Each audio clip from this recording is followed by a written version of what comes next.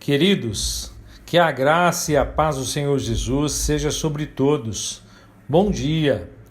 Amados, hoje entramos no 10º dia de exposição do 5º livro de Salmos e estarei expondo os Salmos de 137 a 139.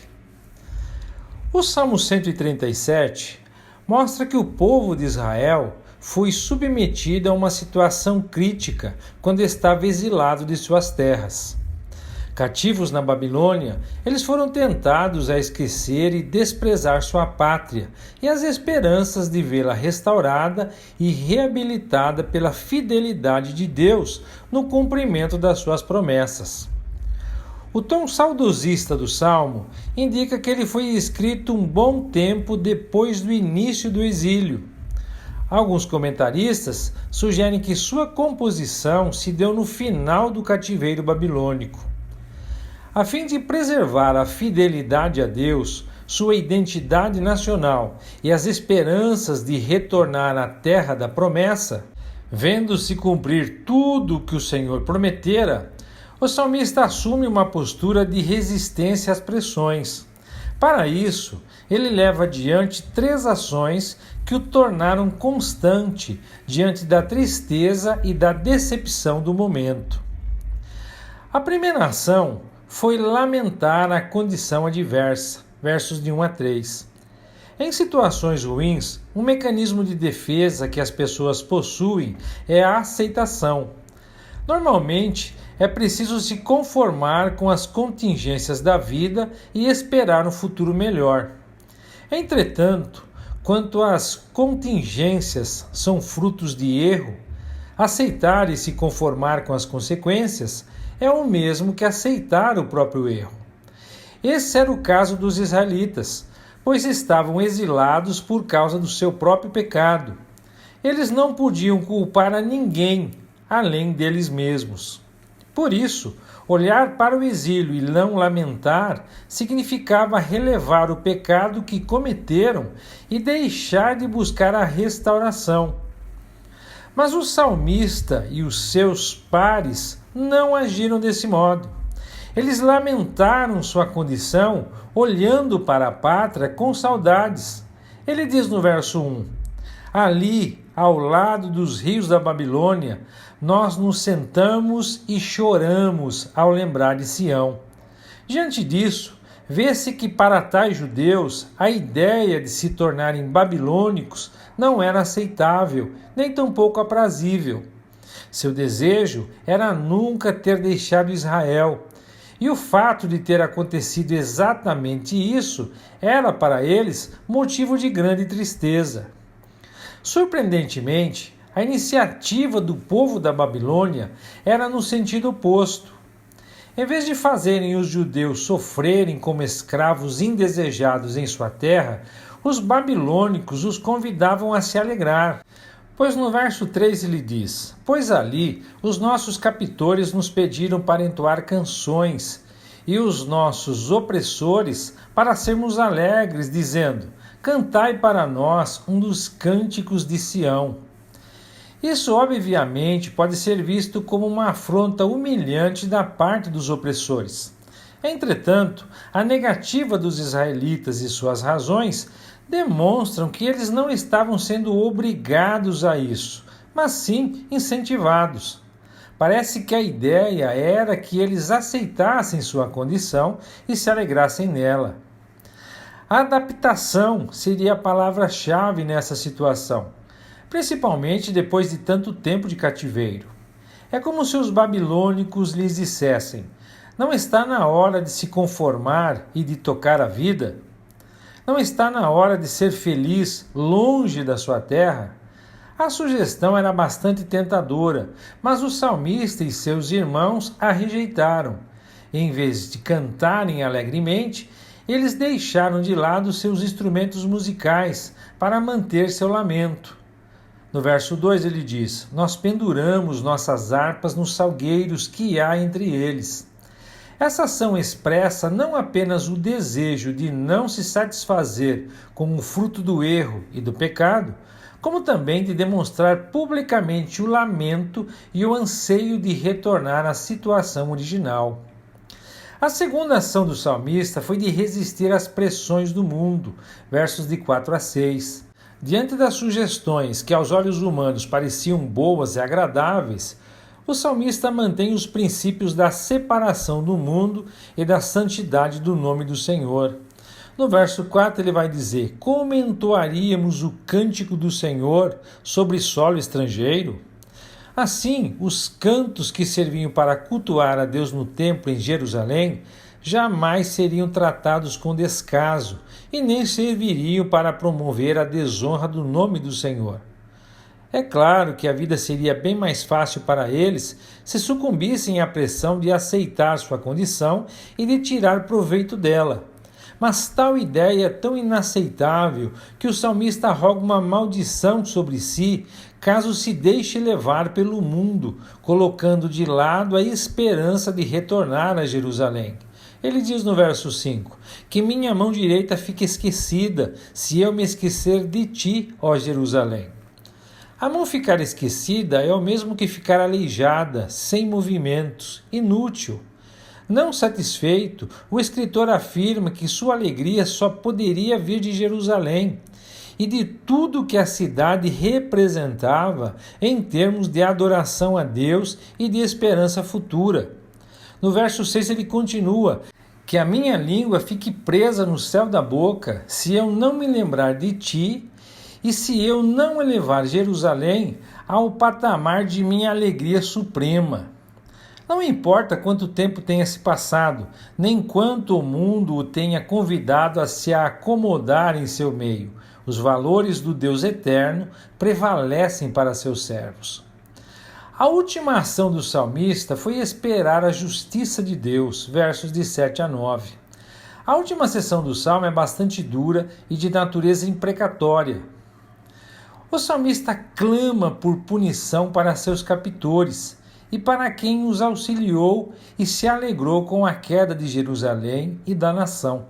Entretanto, o clamor por punição dos inimigos é, ao mesmo tempo, o rogo pelo restabelecimento de Israel.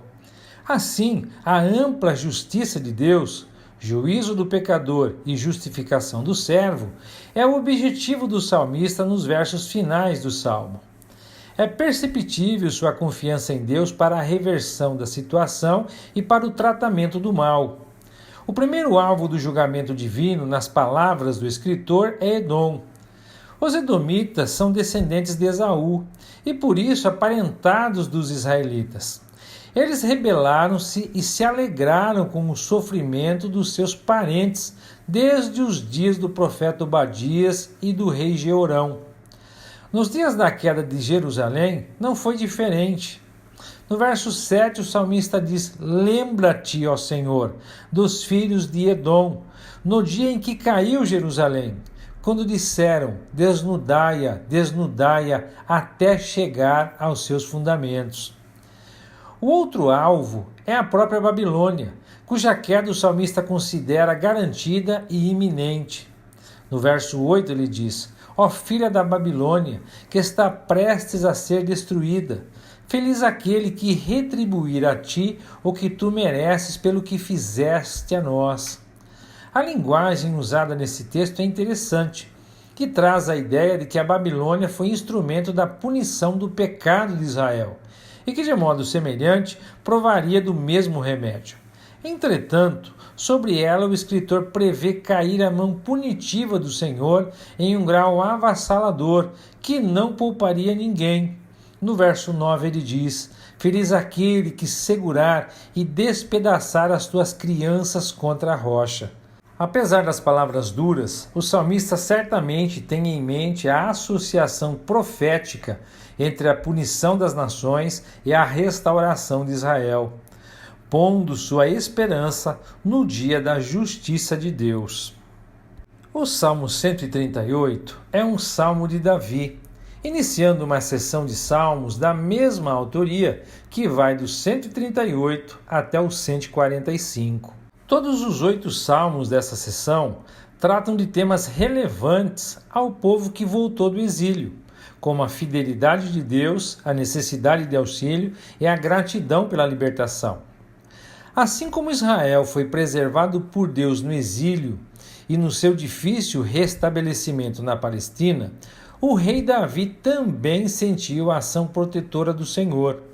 Ele foi protegido de Saul e de seus servos, dos povos vizinhos e dos inimigos internos durante seu reinado. Esse salmo parece ter sido composto quando Davi obteve vitória pela graça divina sobre um povo estrangeiro que adorava outros deuses.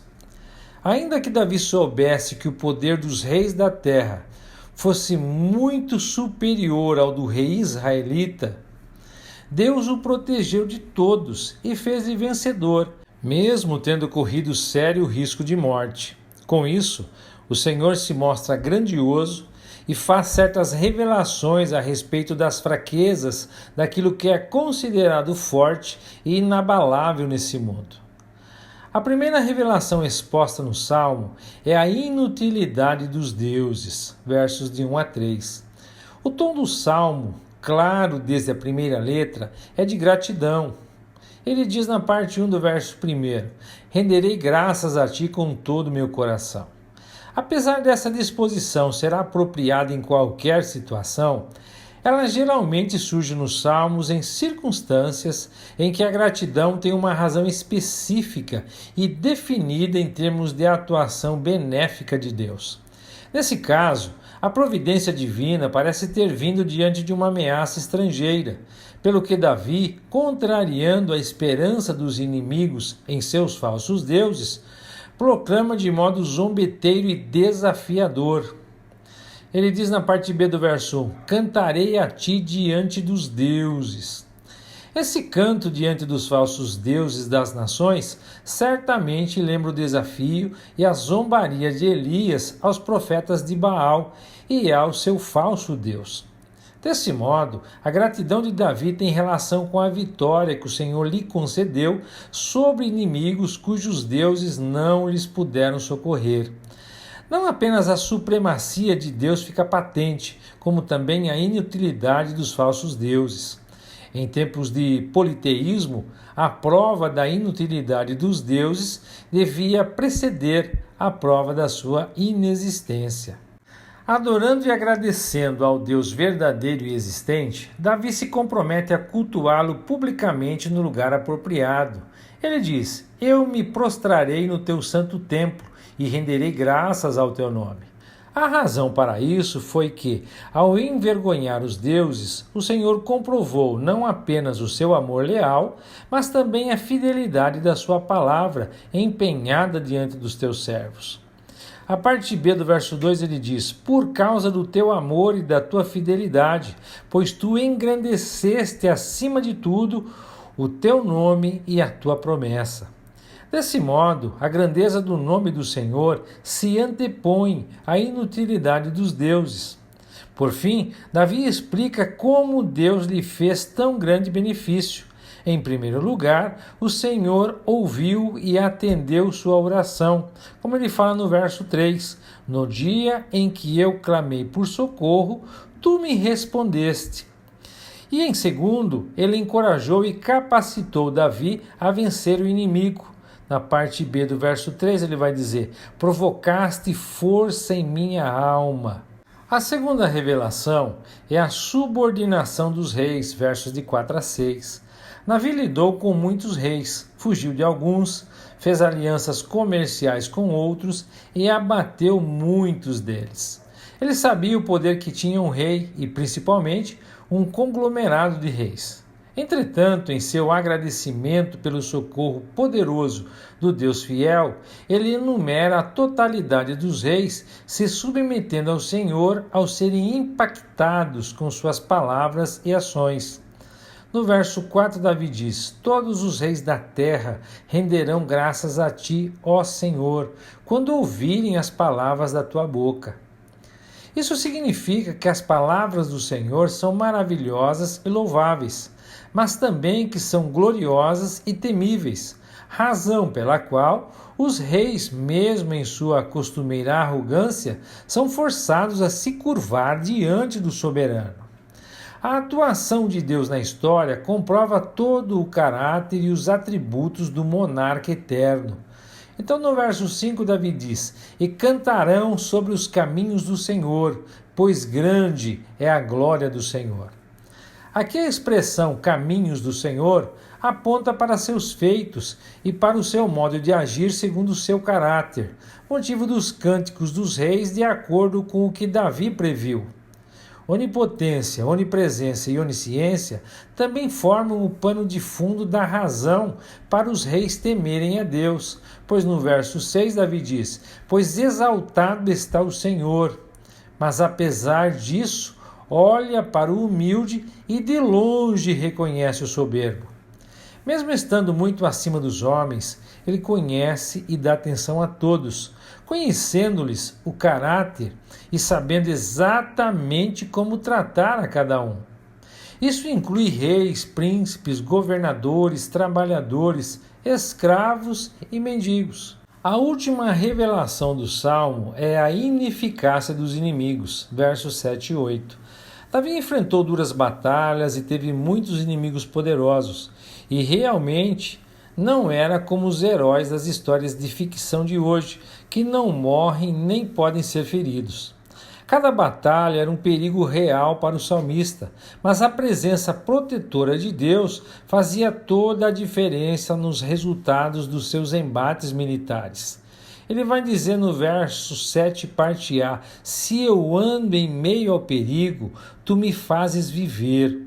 O grau do verbo hebraico, traduzido como fazer viver, mostra que o responsável por Davi sair com vida das batalhas e dos perigos que enfrentava não era ele mesmo ou o acaso, mas tratava-se de uma ação deliberada do Senhor concedendo vida ao seu servo. O modo de fazê-lo revela que os inimigos, ainda que armados e perigosos, nada eram diante do Senhor. Pois na parte B do verso 7, Davi completa: Estendes a tua mão contra a ira dos meus inimigos e a tua destra me preserva. Apesar da palavra mão aparecer no plural no verso seguinte, sua ocorrência no singular aqui no verso 7 aponta para a facilidade que Deus tem de lidar com os inimigos do seu povo, mesmo que sejam numerosos e valentes. A verdade é que, quando o Senhor lhes estende sua mão, eles se mostram inúteis e inertes para combatê-lo. Por isso, o salmista tem plena confiança de que Deus, que é fiel e leal, agiria do mesmo modo no futuro e cumpriria suas promessas para com seu servo. Na parte A do verso 8 ele diz: O Senhor completará sua obra em meu benefício. Assim, em vez de buscar apoio político questionável e alianças espúrias, Davi busca a Deus em oração para que seja sempre bem-sucedido. Ele conclui na parte B do verso 8: Ó Senhor, o teu amor dura para sempre, não cesses as obras das tuas mãos. Davi, o escritor do Salmo 139, escreveu o salmo quando era perseguido injustamente por inimigos ferozes. Observe os versos 19 e 20. Razão pela qual nos parece que Davi estava em fuga, buscando lugares distantes para se esconder. Diante da injustiça que o levou à fuga, ele recorre a Deus para que seja o juiz da questão e puna seus perseguidores iníquos. Longe de ser um clamor desesperançado, a confiança de Davi, a despeito da sua condição tremendamente adversa, vinha do fato de saber que Deus não tinha limites. O poder dos seus perseguidores era nada diante do poder do Deus Todo-Poderoso. As tramas secretas dos seus oponentes eram todas conhecidas pelo Deus que sonda os corações. E o alcance das lanças inimigas não era maior que o alcance da presença e da proteção do Senhor eterno. Por isso, é com convicção e confiança que ele lança a Deus seu rogo por livramento e por justiça. E ao fazê-lo, Davi acaba por revelar o caráter ilimitado de certos atributos de Deus, pelos quais ele é realmente o único a ser reconhecido como grande. Em primeiro lugar, o salmista, em sua oração, se dirige ao Deus que tudo conhece, versos de 1 a 6. A fim de concretizar seu pedido por auxílio vindo de um julgamento divino justo, Davi recorre ao conhecimento que Deus tem daquilo que é oculto aos homens. No verso 1 ele diz: Ó Senhor, tu me esquadrinhas e me sabes como sou. A sequência do texto mostra que Davi não se refere apenas a Deus saber quem ele é, mas a tudo aquilo que ele fazia e que estava ligado à sua existência. É claro que ele não se julgava perfeito como Deus e sem pecado, mas sua menção ao fato de Deus conhecer todos os seus caminhos, conforme diz, serve ao propósito de apontar o tratamento injusto e imerecido por parte dos seus perseguidores. O Senhor seria um juiz mais do que apropriado a essa circunstância, porque além de conhecer as ações de Davi, conhecia também suas intenções. Pois na parte B do verso 2 ele diz: De longe tu distingues os meus propósitos. Na verdade, o conhecimento de Deus não vem durante seu convívio com os homens, mas desde antes de as coisas acontecerem. Davi fala no verso 4: Mesmo quando a palavra ainda não está na minha boca, eis que tu, ó Senhor, conhece-a completamente. Assim, não é possível ocultar nada de Deus, visto que seu conhecimento não tem limites. Todo o nosso ser está diante dos olhos de Deus.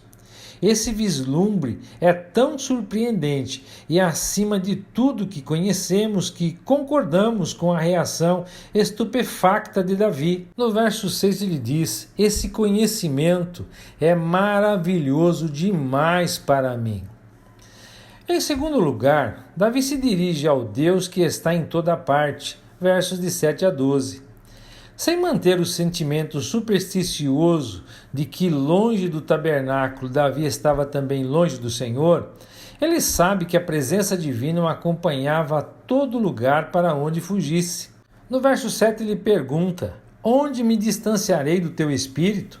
E para onde fugirei da tua presença?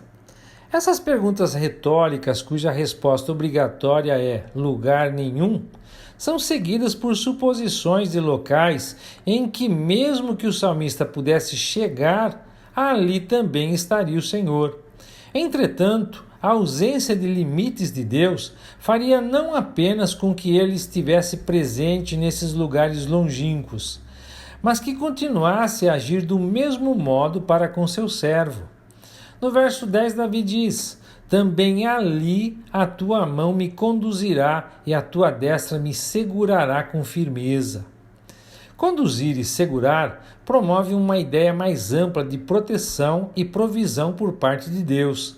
Assim, para o Senhor, não existe perto e longe, do mesmo modo como também não há claro e escuro. O Senhor não tem limites espaciais e está em toda parte. Em terceiro, o salmista se dirige ao Deus que tudo pode, versos de 13 a 18. A terceira estrofe do salmo, o texto é dividido em 4 estrofes de 6 versos cada. Apesar de também tratar do conhecimento do Senhor, coloca em perspectiva aquilo que ele faz. Para exemplificar o poder divino perfeito e sem limites, Davi aponta a obra da geração de um ser humano. Ele fala no verso 13: Pois tu formaste as minhas entranhas, tu me teceste no ventre da minha mãe. Apesar de haver quem entenda a palavra hebraica aqui traduzida como entranhas, como uma referência aos sentimentos e pensamentos íntimos do salmista, o contexto enaltece a obra de formar o corpo humano com perfeição, nos mínimos detalhes, fazendo preferível a tradução entranhas, ou seja, os órgãos internos, como uma referência a todo o corpo. Se essa menção não faz jus ao processo espetacular e maravilhoso de trazer à existência uma pessoa, o salmista continua no verso 14: Rendo-te graças, porque os teus prodígios são maravilhosos. Eu sei muito bem que portentosos são os teus feitos. O poder estonteante de Deus é a efetivação ilimitada das perfeições que ele conhece. Entretanto, o poder do soberano é também visto no fato de, além de formar o corpo de um homem, decretar-lhe o futuro, sem que alguém ou circunstância alguma o possam impedir ou alterar seus decretos. Ele diz no verso 16, na parte B do verso: todos os meus dias foram planejados e escritos no teu livro, quando nenhum deles existia. A exaltação do salmista em relação aos pensamentos de Deus, aos decretos divinos que guiavam sua vida e a sabedoria do Senhor só tinham sentido diante do poder ilimitado que Deus tem de fazer tudo o que previamente planejou e determinou. Por último, o salmista se dirige ao Deus que a todos julga, versos de 19 a 24. Na última seção do Salmo fica clara a razão dele citar e enaltecer as capacidades ilimitadas de Deus em termos de conhecimento, presença e poder. Davi está sendo perseguido por inimigos que não temiam a Deus e que agiam hipocritamente falando falsidades diante do Senhor. No verso 20, Davi diz: eles falam contigo com má intenção. Teus inimigos se levantam para falar mentira. Por isso, o salmista expressa seu desejo de que, pelo uso das capacidades ilimitadas de Deus, os ímpios fossem trazidos a julgamento. Ele fala na parte A do verso 19: se tu, ó Deus, tão somente acabasses com o ímpio.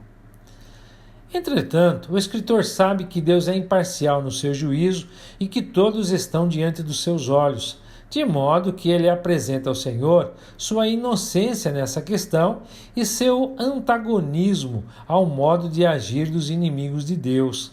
No verso 21 ele diz: acaso eu não odeio os que te odeiam, ó Senhor, e não sinto repugnância dos teus rivais?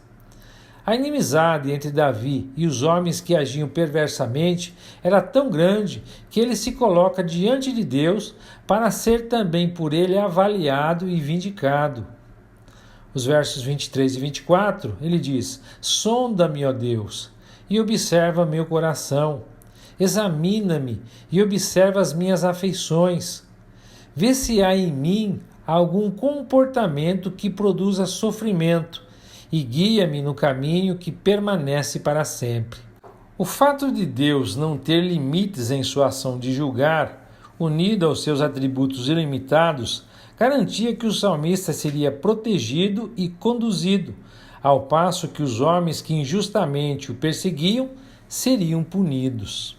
Queridos, que salmos maravilhosos que nós lemos hoje. Mas esse Salmo 139 mexe com as nossas entranhas, principalmente o verso 16. Tente perceber a profundidade desse texto.